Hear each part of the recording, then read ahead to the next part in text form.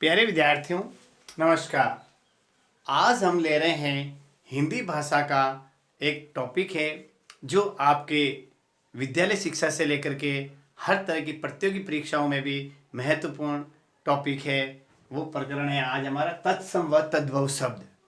तत्सम शब्द क्या होते हैं, तद्भव शब्द क्या होते हैं, तद्भव का तत्सम कैसे बनाए, तत्सम से तद्भव कैसे बनाए, इनके बारे में आज हम हमारे इस YouTube चैनल शहर हैप्पीनेस संस्कृत एजुकेशन पर विस्तृत अध्ययन करेंगे। तो मैं आपको बताना चाहता हूँ तत्सम और तद्भव। भव, तद यानी बाद में, भव यानी उत्पन्न होना, तत्सम यानी मूल रूप। यानी मैं आपको बताना चाहता हूँ तत्सम और तद्भव के अंदर सबसे महत्वपूर्ण आपको अंतर बता रहा हूँ सीधा सा बात कि वे शब्द जिनको हम संस्कृत भाषा में बोलते हैं उनको तो तत्सम कहेंगे, और उनका जब हम हिंदी या अन्य क्षेत्रीय भाषाओं में उच्चारण करेंगे उन शब्दों का तो वो तद्भव हो जाएंगे। जैसे मैं आपको बताना चाहता हूँ ऊँट। ऊँट हम हमारी हिंदी भाषा में भी बोलते हैं, राजस्थानी भाषा में भी बोलते हैं और मारवाड़ी में भी बोलते हैं। तो ऊँट है तद्भव शब्द। अब ऊँट का तत्सम रूप क्या होगा? उष्ट्र। यानी जिस शब्द की मूल उत्पत्ति संस्कृत भाषा से जिन शब्दों की उत्पत्ति होती है वो तत्सम रूप कहलाते हैं, और जिन्हें अपनी भाषा में बोल लेते हैं उनको हम तद्भव कहते हैं। तो संस्कृत के अंदर जैसे ऊँट को हम क्या कहते हैं? उष्ट्र बोलते हैं। तो उष्ट्र शब्द है वो हुआ है तत्सम, और उष्ट्र का तद्भव रूप है ऊँट।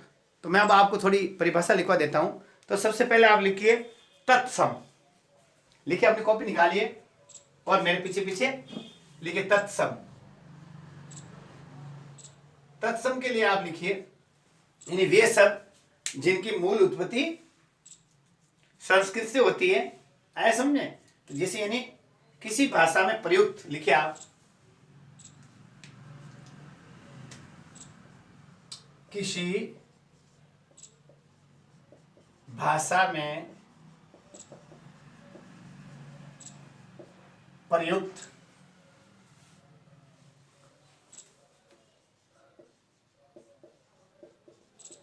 मूल भाषा के शब्द क्या कहलाते हैं? तत्सम कहलाते। क्या कहलाते हैं? तत्सम कहलाते हैं। ध्यान रखना, आप ही लिखिए तत्सम शब्द। ठीक है, आगे समझे आपके। यानी जैसे हमारी हिंदी भाषा है तो हिंदी की मातृभाषा है जिसे हम हिंदी की जननी कहते हैं संस्कृत। वैसे कहा गया है संस्कृत सभी भाषाओं की जननी है। तो जैसे हिंदी भाषा में जो शब्द हम प्रयुक्त करेंगे उनका तत्सम रूप संस्कृत भाषा वाले शब्द होंगे वो क्या कहेंगे? उन्हें हम तत्सम कहेंगे। जैसे आप बताइए जो हिंदी के अंदर हम उनको हूबहू प्रयुक्त करते हैं। जैसे यानी आप लिखिए हिंदी की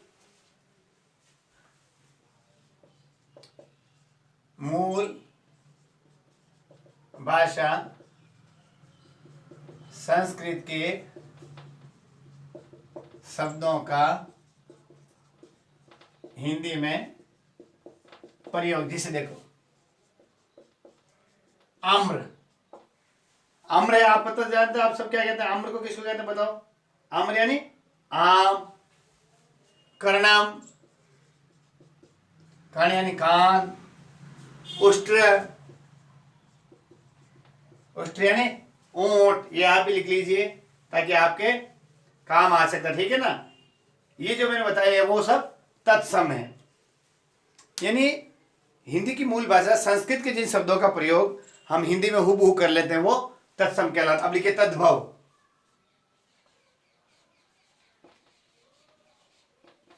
तद्भव में लिखिए आप, इनको मैं बताना चाहता हूं कि जिनको हम अपनी क्षेत्रीय भाषा और सुविधा के अनुसार उनको हम यूज कर लेते हैं, ऐसा समझे, उच्चारण की शुद्धि से।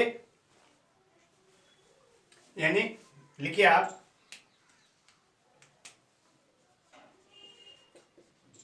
उच्चारण की सुविधा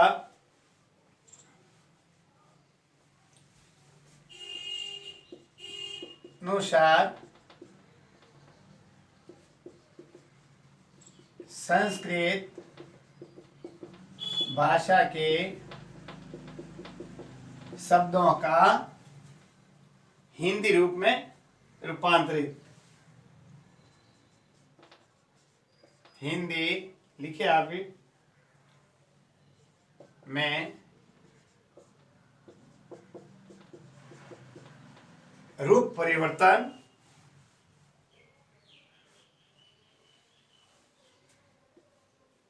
क्या कहलाता है? हिंदी में तद्भव शब्द कहलाता है। क्या कहलाता है? अब जैसे देखो, आम्र को क्या कहेंगे हम? आम। उष्टर को ऊंट। कर्ण को कान। इस प्रकार जो शब्द मैं ले रहा हूं आपके लिए, ऐसे जैसे जीवा है, जीवा से क्या बन गया? जीभ। और अग्नि से आग। ये जो मैंने बताया है, आग, जीव, ये सब क्या कहलाते हैं? तद्भव। लिख लीजिए आप भी।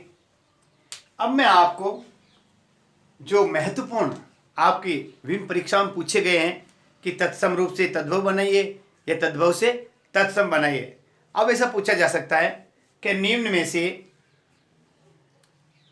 जीव का तत्सम रूप है, तो उसमें आपको पूछा जाएगा, तो किस प्रकार उनको प्रश्न को आपको हल करना है, उसमें पढ़ना है कि जीव को संस्कृत में क्या कहते हैं।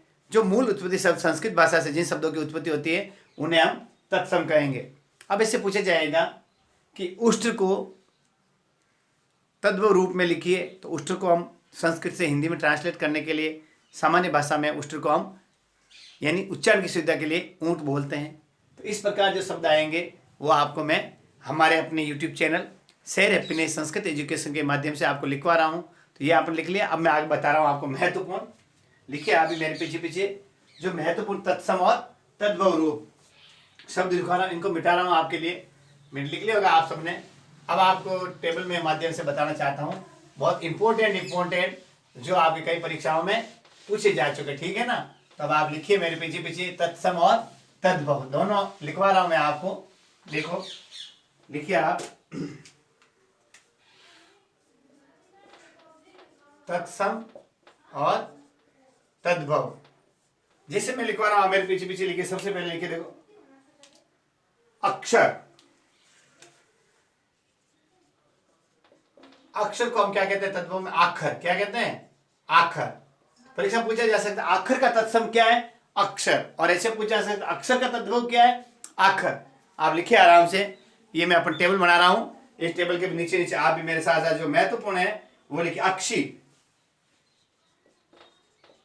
अक्षी को तद्भव रूप में हम क्या कहेंगे? आंख। ठीक है, आप भी नोट करते रहे मेरे पीछे पीछे। अब आप लिखिए, जो महत्वपूर्ण है आपको मैं समझा रहा हूं, उसमें आप भी लिख सकते हैं अश्रु, जिसे हम क्या कहेंगे? आंसू। ठीक है। अब लिखिए आप अग्नि,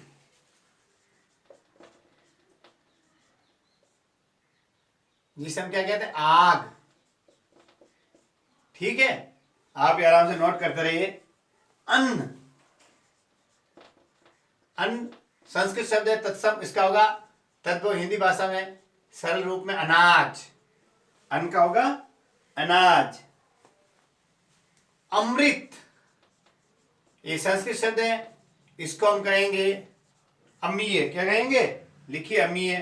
अब ई में अमीय छोटी भी आ सकती है और बड़ी भी आप लिख सकते हैं। ये अमीय, ये ज्यादा शुद्ध सही है। ठीक है। अष्ट, अब वो मैं आपको एक गिनती के बाद एक लिखवा देता हूं, उसके बाद मैं आपको बता देंगे। अष्ट यानी 8। ठीक है। अब उसके बाद लिख दे अग्रणी, अगाड़ी। अग्रणी का अगाड़ी तद्भव रूप होता। ठीक है। और अब आप लिखिए अक्षय, आखा। अक्षय का तद्भव रूप होगा आखा। अक्षय तृतीया कहते हैं ना, आखा तीज। अब आप लिखिए, आगे मैं आपको बताना रहा था, लिखिए मेरे पीछे पीछे अग्र। अग्र यानी आगे। ये आप लिख लिए। ठीक है ना। अब इनके साथ साथ मैं आपको और लिखवा रहा हूं, जो एक टेबल बनाएंगे ऐसे कैसे, तद्भव और तत्सम। तो आप भी लिखिए तत्सम और तद्भव। ठीक है। अब मैं आपके लिए लिखवा रहा हूं, वेरी वेरी इंपॉर्टेंट है, वो मैं आपको लिखवा रहा हूं, विभिन्न परीक्षाओं में पूछे जा चुके हैं। जैसे इक्षु, इक्षु यानी जिसे हम गन्ना भी कहते हैं, और इसका जो हिंदी रूपांतरण है ईख। लिखिए इक्षु, इसका होगा ईख। ठीक है, आप भी लिखिए इक्षु का ईख। अब है देखो आम्र, आम्र का होगा आम। ठीक है, ये जो वेरी वेरी इंपॉर्टेंट है वो मैं आपको लिखवा रहा हूं। देखो उज्ज्वल, उज्ज्वल का तत्सम रूप है और इसका तद्भव रूप होगा उजाला। और पूछे भी उजाला का तत्सम रूप क्या होता है, उज्ज्वल। क्या होता है, उज्ज्वल, ये ध्यान रखना आपको। और इसके बाद में आगे नेक्स्ट लिखिए आप उष्ट्र, जिसे हम कहते हैं ऊंट। लिखिए आप भी। आगे कंकण, बहुत इंपॉर्टेंट है कंकण, इसका तत्व रूप होगा कंगन, और कंगन का तत्सम रूप कंकण। ठीक है ना। अब लिखिए आगे, देखो कंटक, कंटक का तत्व होगा कांटा। ठीक है, बहुत महत्वपूर्ण आप भी लिखिए कुपुत्र, कुपुत्र का तत्व होगा कपूत। इसके बाद में आप लिखिए देखो कर्पूर, कर्पूर का होता है कपूर। क्या होता है, कपूर। कपूर का तद्भव रूप है कपूरी है, और इसका तत्सम, कपूर का तत्सम रूप कर्पूर। ठीक है, कर्ण,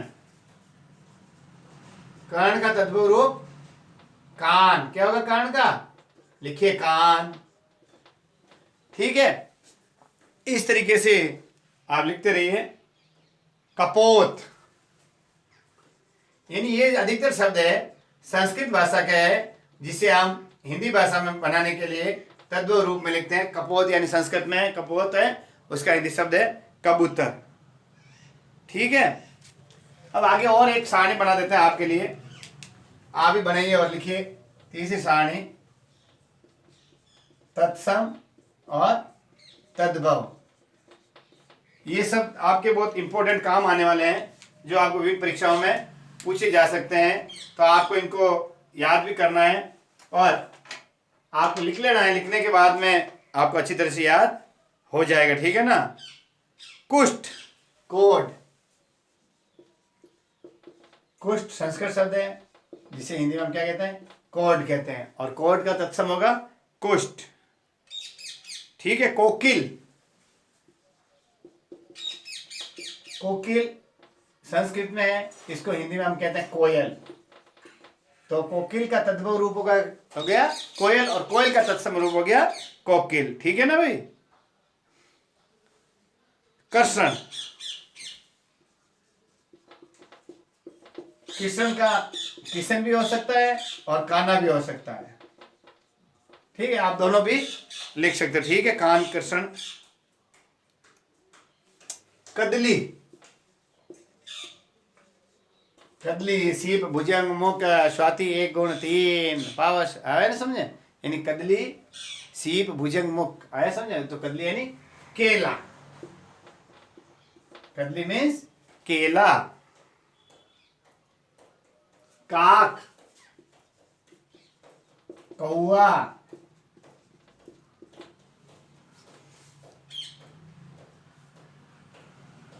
और कज्जल, काजल,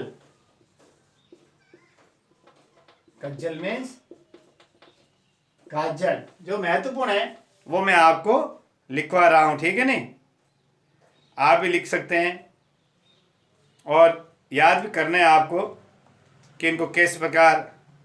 अंगूठा, अंगूठा,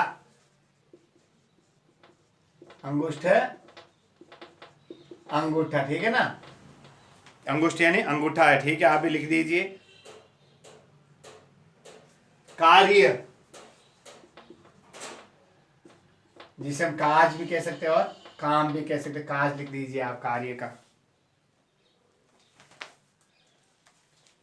अब लिखिए ग्रंथि, गांठ, ग्रंथि का होगा गांठ, आ सकता है। गांठ का तत्सम रूप क्या होता है? ग्रंथि। ग्राम, गांव, ग्राम का तद्भव रूप होगा गांव। गट, गड़ा, आया समझ में? ये महत्वपूर्ण है, मैं आपको लिखवा रहा हूं। घोटक, सेंधव जिसको भी कह सकते हैं, यानी घोड़ा।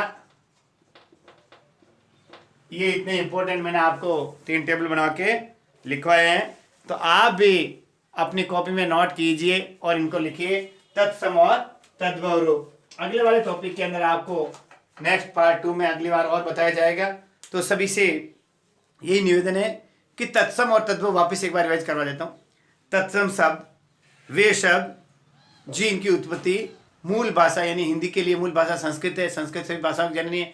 जिन शब्दों की उत्पत्ति संस्कृत भाषा से हुई है, यानी जिनको हम संस्कृत भाषा में किस प्रकार उच्चारित करते हैं, उनको किस तरीके से बोलते हैं, वो तत्सम कहलाएंगे। और उन्हीं संस्कृत शब्दों को हम हमारी उच्चारण की सुविधा के लिए हमारी जो क्षेत्रीय राजस्थानी हिंदी भाषा में किस प्रकार उनको बोलते हैं, वो कहलाएंगे तद्भव। आया समझें?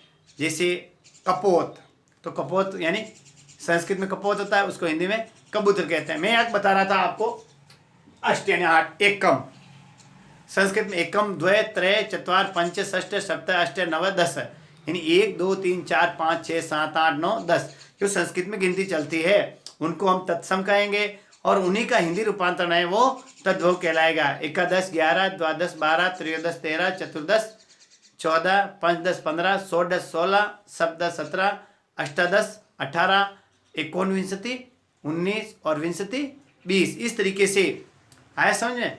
जो गिनती हिंदी में चलती है वो तद्भव रूप होगा, और जो गिनती संस्कृत में चलती है वो तत्सम रूप होगा। ये आपको मैंने कन्फ्यूजन आपका था दूर कर दिया है। और आप सबसे एक ये निवेदन है कि शेयर अपने संस्कृत एजुकेशन को ज़्यादा से ज़्यादा बच्चों तक पहुँचाइए। नमस्कार।